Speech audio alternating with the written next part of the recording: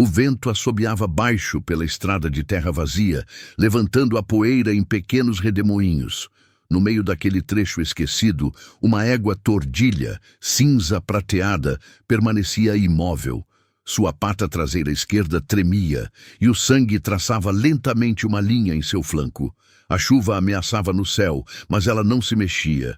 Seus olhos, grandes, escuros, que pareciam entender tudo, estavam fixos em algo invisível. Não era medo, não era dor, era algo mais profundo. Ela soltou o ar com força e esperou.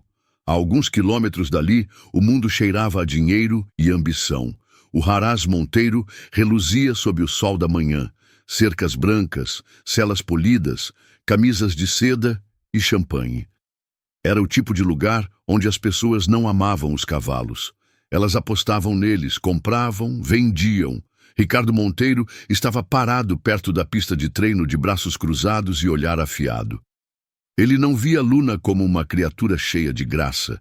Para ele, ela era um ativo, um que havia falhado. Mas logo depois dos limites do Haras, em um trailer velho e enferrujado ao lado de um milharal, Júlia Almeida lavava a lama de suas botas gastas. Suas mãos estavam rachadas de tanto limpar baias, seus ombros tensos de esfregar o chão. Ainda assim, ela sorria quando ouvia um cavalo relinchar, mesmo que de longe.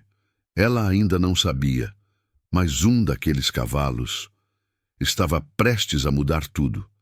E naquela noite, sob um céu pesado de tempestade, algo que ninguém esperava, iria começar. Júlia Almeida não cresceu com sonhos.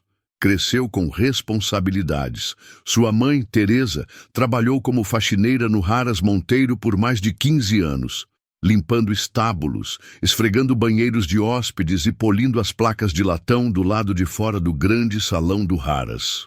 Todo verão, desde que Júlia tinha 12 anos, ela ajudava a mãe entre um bico e outro e a escola. Não era uma vida fácil, mas era real, honesta. Agora, aos 22 anos, Júlia dividia seus dias entre um curso técnico de veterinária e longos turnos no Haras. Ela se movia como alguém que sabia ser invisível, cabeça baixa, mãos ocupadas, coração cheio, mas quieto. Cavalos, ela entendia. Pessoas, nem tanto. Foi durante uma dessas longas tardes que ela viu Luna pela primeira vez. A égua estava parada, sozinha, no canto mais distante do piquete. Diferente dos outros cavalos de competição, agitados, nervosos, mimados, Luna estava quieta, observando. Uma cicatriz corria por seu ombro, fraca, mas visível. Júlia notou na hora. Toda vez que passava, Júlia diminuía um pouco o passo. Luna a observava mexendo as orelhas, não com medo, com curiosidade. Zé Carlos, o treinador antigo que trabalhava no Haras há mais tempo que qualquer um, a pegou olhando uma vez. "Essa aí não confia em qualquer um, não", disse ele, com a voz rouca pela idade. "Ela é esperta o suficiente para saber quem se importa de verdade e quem não." Júlia concordou com a cabeça. Ela se importava. Mas existiam regras não ditas. Garotas como ela não chegavam perto de cavalos como Luna, a não ser que alguém desse permissão. E Ricardo Monteiro não dava permissão. Ele dava ordens. Monteiro construiu seu império com base no controle, criando campeões, vendendo vencedores. Perder não fazia parte de seu vocabulário, nem piedade. Uma tarde, Júlia ouviu gritando com Zé Carlos perto da pista. Luna havia recusado um salto durante o treino, um pequeno deslize, mas Ricardo estava furioso. Seu rosto estava vermelho, a voz cortante como um chicote. "Se ela não serve para competir, não serve para nada. Você sabe o que fazer." Zé Carlos não respondeu, mas algo dentro de Júlia respondeu. Algo mudou nela, uma fúria silenciosa, uma dor que sufocava. Ela observou enquanto Luna era levada embora, de cabeça baixa, com as patas sujas de lama. E pela primeira vez na vida, Júlia desejou ter poder. Não para vencer, mas para proteger. Júlia sempre quis uma coisa: curar. Não apenas animais, mas aquele tipo de ferida silenciosa que as pessoas não veem. Ela sonhava em se tornar veterinária, não por prestígio ou dinheiro, mas porque remendar coisas quebradas a fazia se sentir inteira. Luna era diferente de qualquer cavalo do Aras Monteiro. Era mais alta que a maioria das éguas, com um fogo contido por trás dos olhos. Zé Carlos costumava dizer que ela não foi feita para velocidade pura, mas para precisão. Uma saltadora, elegante e feroz. Aconteceu em uma quarta-feira. Nuvens de tempestade se formaram sobre o Aras, enquanto Luna era levada para a pista para um último teste antes do grande evento da temporada. Ricardo observava das arquibancadas, de braços cruzados, lábios comprimidos. Seus investidores também estavam lá, ternos impecáveis, sorrisos falsos. Júlia, de folga, mas demorando-se perto do portão, observava de longe. Suas mãos agarravam a cerca. Zé Carlos parecia desconfortável. A pista estava lisa por causa da chuva da manhã, mas Ricardo insistiu que o show continuasse. Luna saltou os primeiros obstáculos como se fosse poesia em movimento, mas ao se aproximar do salto triplo, cedo demais, rápido demais, sua pata traseira escorregou. Seu corpo se torceu no ar. O som da queda foi de arrepiar. Um grito agudo rasgou sua garganta quando ela desabou. A pista ficou em silêncio. Zé Carlos correu para o seu lado, ajoelhando-se na terra. Júlia não conseguia respirar. Ricardo desceu lentamente, calmo como uma pedra. Ele olhou para Luna, ofegante, tremendo, incapaz de se levantar. Então se virou para Zé Carlos. Acabou para ela. Ela está machucada, retrucou Zé Carlos. Ela é um prejuízo, respondeu Ricardo friamente. Dá um fim nela ou tira ela da minha propriedade. Júlia deu um passo à frente. Mas Teresa agarrou seu braço. Não se mete, sussurrou ela com a voz trêmula. Esse mundo não é pra gente, minha filha. Mais tarde, naquela noite, Júlia ouviu 2 peões conversando em voz baixa. Vão largar ela na vicinal 16, disse um. Ainda viva? Acho que o patrão não tá nem aí. Ela mal dormiu. Ainda conseguia ver os olhos de Luna, grandes, não de dor, mas de traição. Na manhã seguinte, antes do amanhecer, Júlia arrumou toalhas, um kit de primeiros socorros e uma lanterna. Pegou emprestada a picape velha de seu avô e saiu sem avisar ninguém. Dirigiu devagar, examinando cada vala e cada cerca. Então, ela a viu. Luna estava deitada logo após a linha das árvores, o corpo manchado de lama e sangue seco. Sua pata estava inchada, mas seu peito ainda subia e descia. Ela ergueu a cabeça fracamente quando Júlia se aproximou. Ei, garota, sussurrou Júlia com a voz já embargada. Não acabou. Ainda não. Ela caiu de joelhos, embalando a cabeça de Luna em seu colo. Sem ambulância, sem reboque. Apenas uma picape velha, uma rampa enferrujada e o frágil fio de confiança entre 2 almas quebradas. O velho celeiro nas terras de seu Francisco não abrigava um cavalo há mais de uma década. Antes, ecoava com cascos e risadas.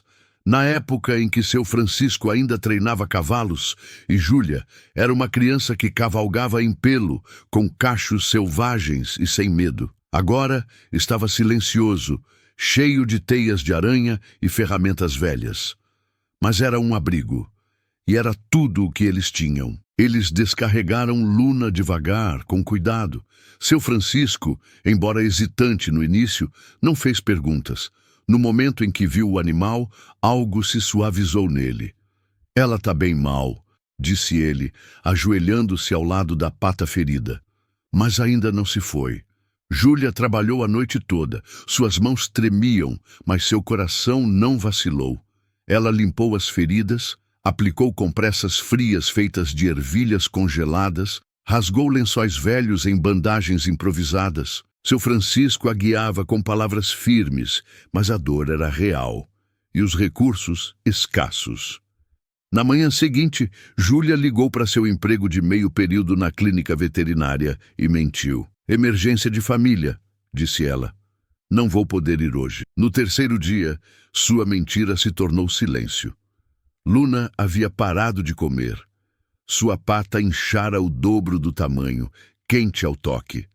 Júlia lutou para manter a calma, mas o medo a corroía. Infecção, septicemia, colapso. Ela gastara suas economias em suprimentos. A picape velha precisava de gasolina e alguém havia denunciado um cavalo solto perto da vicinal 16.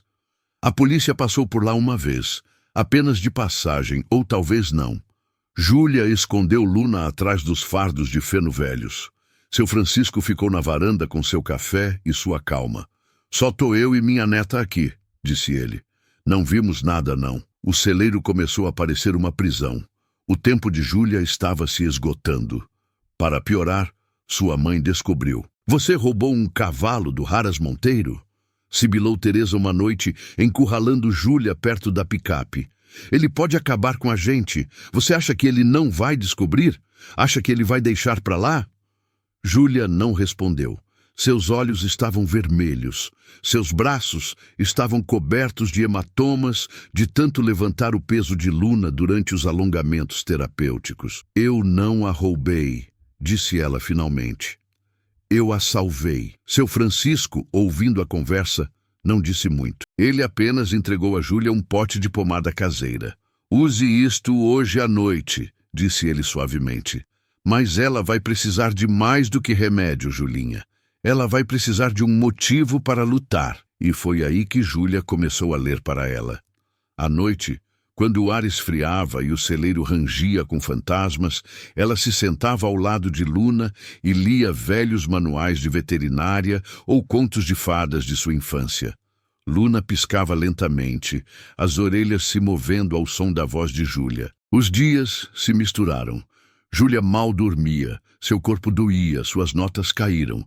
Seu celular vibrava com mensagens não respondidas de seu chefe. Ela perdeu uma prova. Ela atrasou o aluguel. Então, o pior aconteceu. Um homem em uma caminhonete preta apareceu no final da estrada de Cascalho. Ele não saiu, apenas observou. Seu Francisco saiu segurando uma chave de boca, deixando sua postura bem clara. A caminhonete se afastou, mas não muito. Júlia podia sentir olhos sobre eles depois daquilo. Naquela noite, Luna desabou durante uma sessão de alongamento. Sua pata cedeu e ela caiu de lado, por pouco não atingindo Júlia. Júlia desmoronou. Ela gritou, não de medo, mas de raiva. Ela socou a parede do celeiro até seus nós dos dedos sangrarem. Eu não posso te perder, sussurrou ela caindo no chão. Por favor, não você. Luna não se moveu. Júlia deitou-se ao lado dela na palha, em silêncio. O celeiro estava quieto, quieto demais. Lá fora, o vento mudou. Seu Francisco acendeu um cigarro, observando as árvores balançarem, como se soubessem que algo estava por vir. E no fundo daquele silêncio, Júlia ouviu um som suave, uma respiração, um batimento cardíaco. Luna ergueu a cabeça. Mal, apenas o suficiente, e pela primeira vez em dias, seus olhos estavam claros. Você já viu um animal resistir só porque alguém acreditou nele? Às vezes não é o remédio, é a voz ao lado dele, o toque que diz, você importa. Se você já resgatou ou foi resgatado por um animal, compartilhe sua história nos comentários. Você nunca sabe quem pode precisar ouvi-la agora, porque algumas almas falam mais alto, sem nunca dizer uma palavra. O sol entrava pelas frestas do celeiro como fios de ouro. Júlia tinha adormecido aninhada ao lado de Luna, o rosto enterrado no pescoço da égua, sua respiração agora constante, não mais presa entre o medo e a exaustão. Seu Francisco entrou no celeiro silenciosamente, segurando 2 xícaras de café coado na hora. Ele parou na porta. Algo parecia diferente. Luna estava de pé. Instável, sim, mas de pé. Sua pata traseira ainda suportava o peso com cuidado, mas era claro. Ela havia se levantado sozinha. Júlia se mexeu abrindo os olhos. Quando viu Luna de pé, sua boca se abriu, mas nenhuma palavra saiu. Luna deu um passo lento para a frente.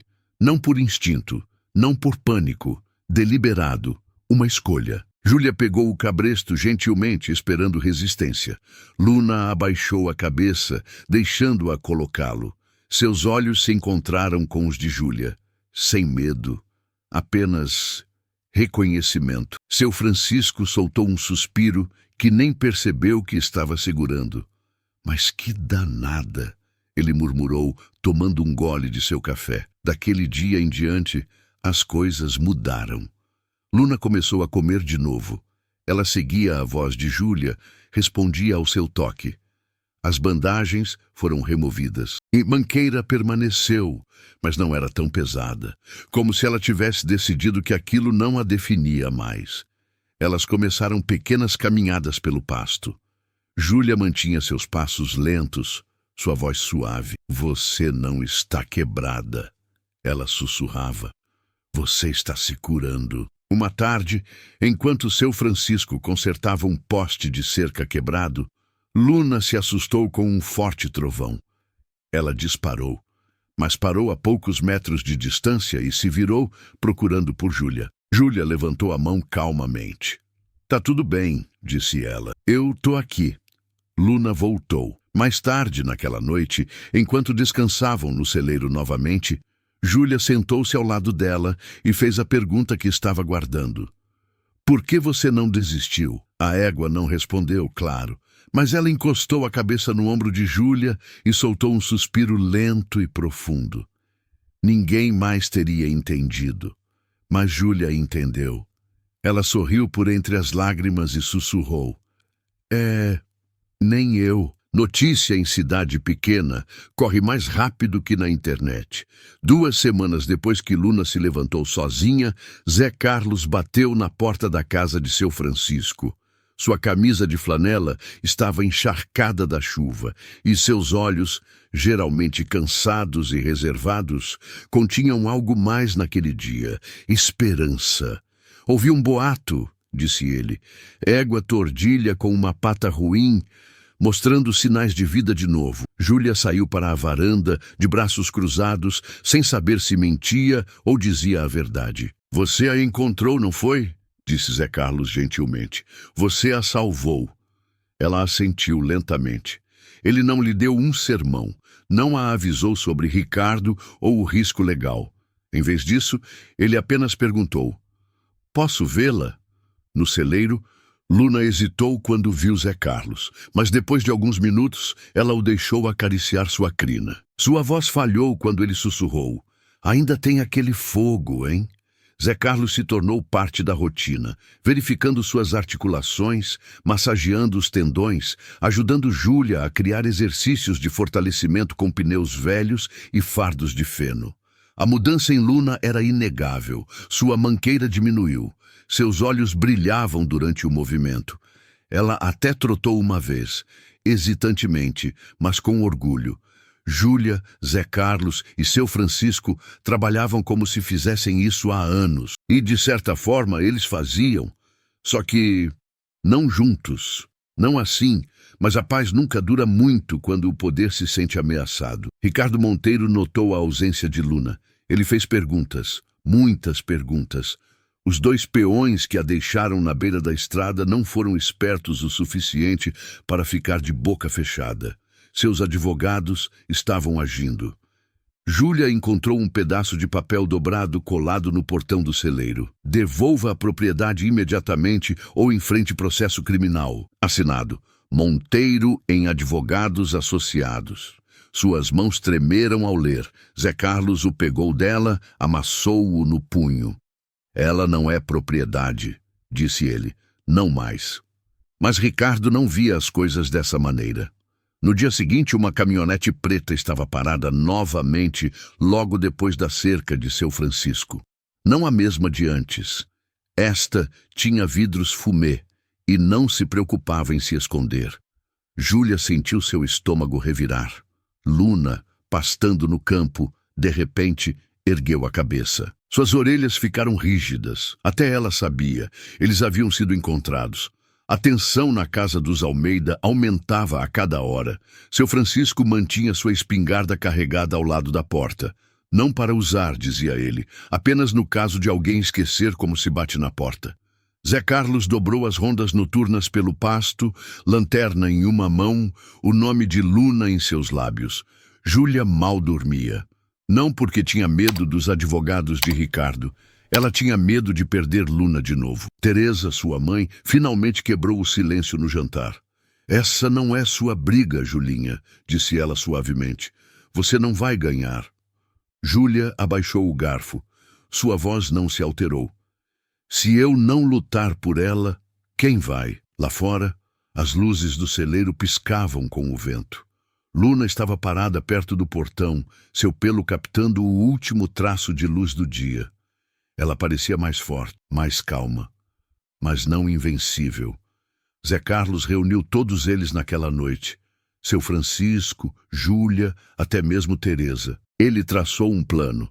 Se isso for para a justiça, vamos precisar de provas, laudos veterinários, fotos da lesão, testemunhas.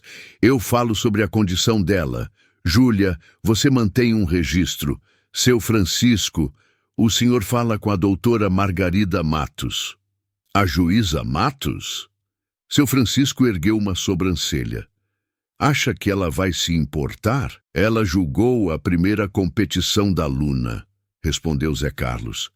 Ela se lembra dela. Ela se lembra do que ela significava para esta cidade antes de Monteiro a transformar em um troféu. A juíza Margarida Matos chegou 2 dias depois, com um casaco azul marinho e um chapéu de abas largas, como se o tribunal nunca deixasse seus ossos. Ela não falou muito, apenas observou.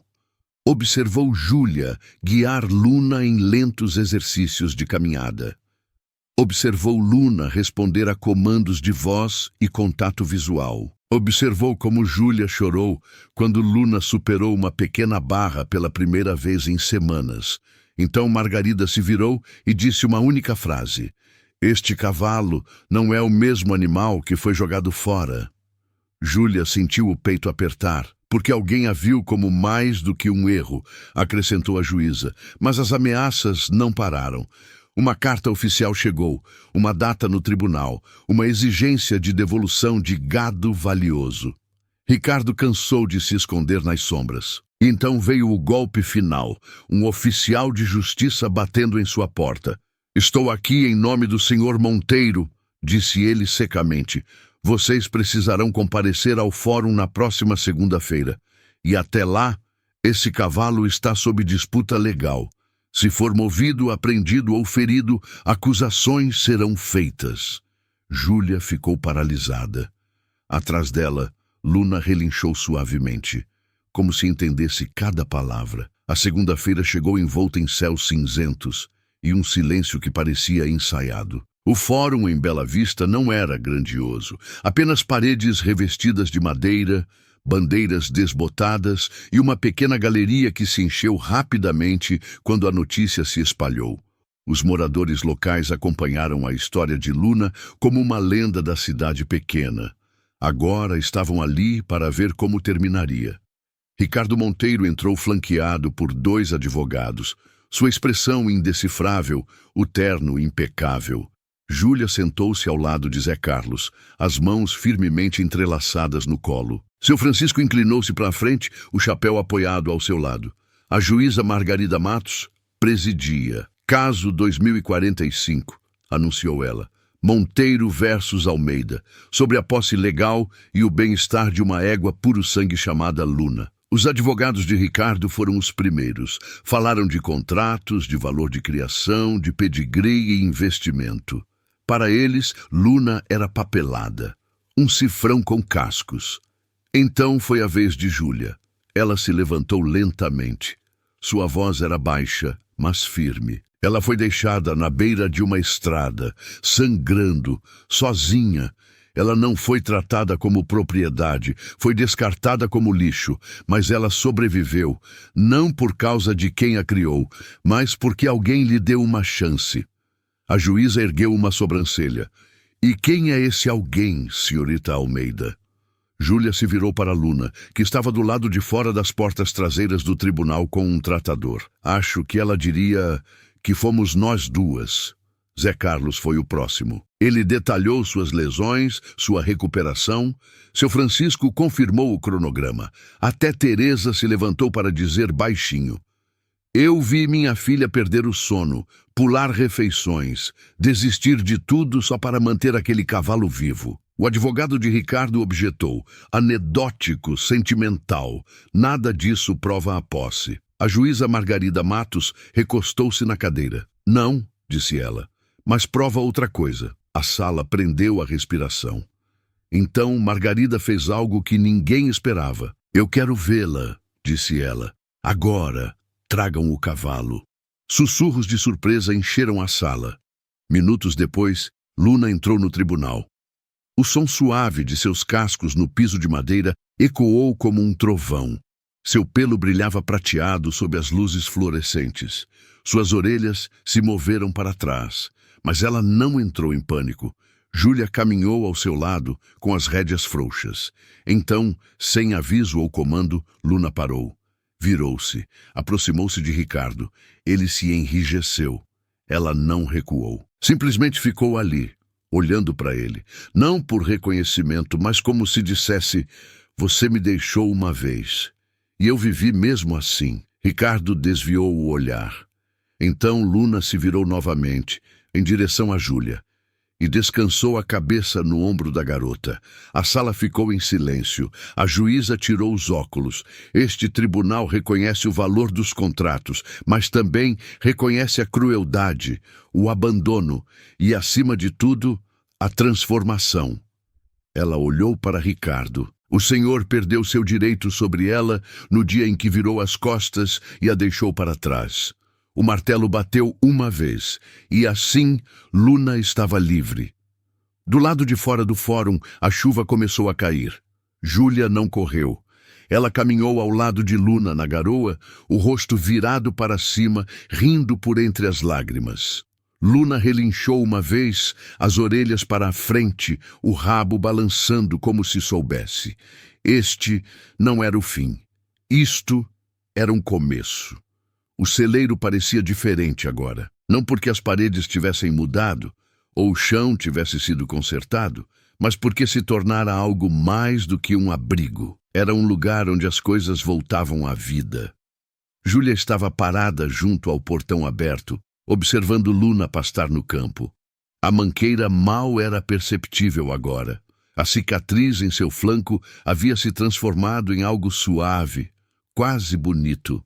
Zé Carlos tinha começado a chamá-la de a Rainha da Virada. Seu Francisco, embora nunca admitisse, deixava maçãs frescas perto de sua baia todas as manhãs. Até Teresa começou a visitar o celeiro, às vezes apenas para se sentar em silêncio ao lado da égua. E Luna, ela parecia mais leve, como se o peso de ser esquecida tivesse finalmente sido levantado. Júlia nunca se gabou. Ela não postou sobre o que aconteceu, mas as pessoas começaram a vir, estudantes, vizinhos, estranhos, que ouviram sussurros da garota que lutou por um cavalo quebrado e venceu. Eles não vinham para ver Luna saltar ou fazer truques. Eles vinham para estar na presença de algo que foi curado. Júlia passou a mão pelo pescoço de Luna.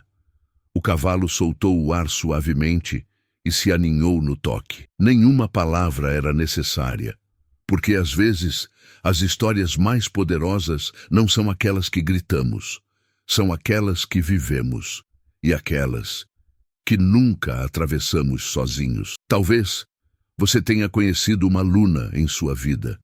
Talvez você tenha sido aquele deixado para trás. Ou talvez você tenha sido aquele que ficou ao lado de alguém quando todo mundo se afastou. Se esta história tocou algo em você, compartilhe. Deixe um comentário. Não pelos números, mas porque histórias como esta lembram as pessoas que elas não estão sozinhas. Me conta de onde você está assistindo. Me conta sobre o animal que te mudou. Ou o momento em que você percebeu que a cura nem sempre vem em linha reta. E se você conhece alguém que está passando por algo difícil, alguém que precisa acreditar em segundas chances de novo, mande isso para essa pessoa, porque em algum lugar por aí, outra Luna está esperando, e talvez alguém como você seja quem vai vê-la.